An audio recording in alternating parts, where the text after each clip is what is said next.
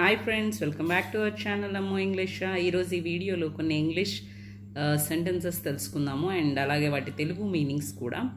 And first one ఏంటంటే, దురలవాట్లను మొగ్గగా ఉన్నప్పుడే తుంచివేయాలి అంటే bad habit should be nipped in the bud అనొచ్చు అనమాట.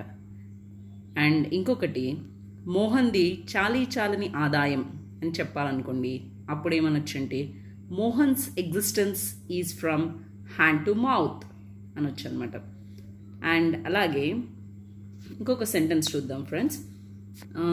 ఈ రోజుల్లో కుండపోతగా వర్షం కురుస్తుంది అంటే ఎక్కువగా వర్షం కురుస్తుందని చెప్పాలనుకోండి, the rainy season is in full swing these days అనొచ్చు అనమాట. అండ్ ఇంకొక సెంటెన్స్ చూద్దాము. ఈ సంగతి నాకు తెలిసిపోయింది అని చెప్పాలనుకోండి, అప్పుడు ఏమంటామంటే I got wind of this matter అంటామన్నమాట. అండ్ ఇంకోటి, అతనికి రోజులు దగ్గర పడ్డాయి అని ఎవరినైనా అంటున్నాం అనుకోండి, హిస్ డేస్ ఆర్ నంబర్డ్ అనొచ్చు అనమాట. అండ్ లారీ ప్రమాదంలో అతను కొద్దిలో తప్పించుకున్నాడు అని మనం ఎవరి గురించి అయినా చెప్తున్నాం అనుకోండి, అప్పుడు ఏం చెప్పొచ్చు అంటే he had a narrow escape in the lorry accident అనొచ్చు అనమాట.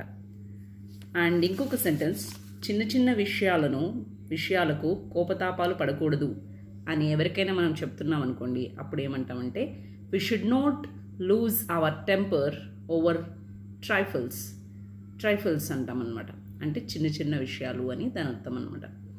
నేను ఏకబిగున 12 గంటలు పని చేయగలను అంటే ఎట్ ఎ టైం గ్యాప్ లేకుండా 12 గంటలు పని చేస్తానంటే అప్పుడు ఏం చెప్తామంటే I can work for 12 hours at a stretch అనొచ్చు అనమాట. ఎట్ ఎ స్ట్రెచ్ అంటే గ్యాప్ లేకుండా. అండ్ ఇంకొక సెంటెన్స్ చూద్దాము. చివరకు నిజమే గెలుస్తుంది అని మనం చెప్పాలనుకోండి, అప్పుడు ఏం చెప్తామంటే truth triumphs in the long run అంటామన్నమాట. మహా అయితే మీకు 10 రూపాయలు ఇవ్వగలను అని ఎవరికైనా మనం చెప్తామనుకోండి మన ఫ్రెండ్స్కి, అప్పుడు ఏమంటామంటే at most I can lend you 10 rupees అనొచ్చు అనమాట.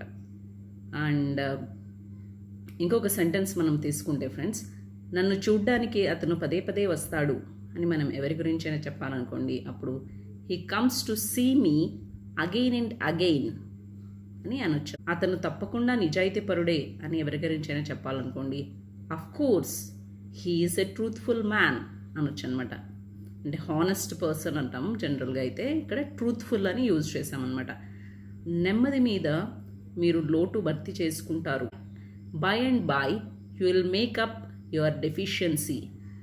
Thank you for watching this video. Have a nice day. Please do like, share and subscribe Ammo English. Bye bye.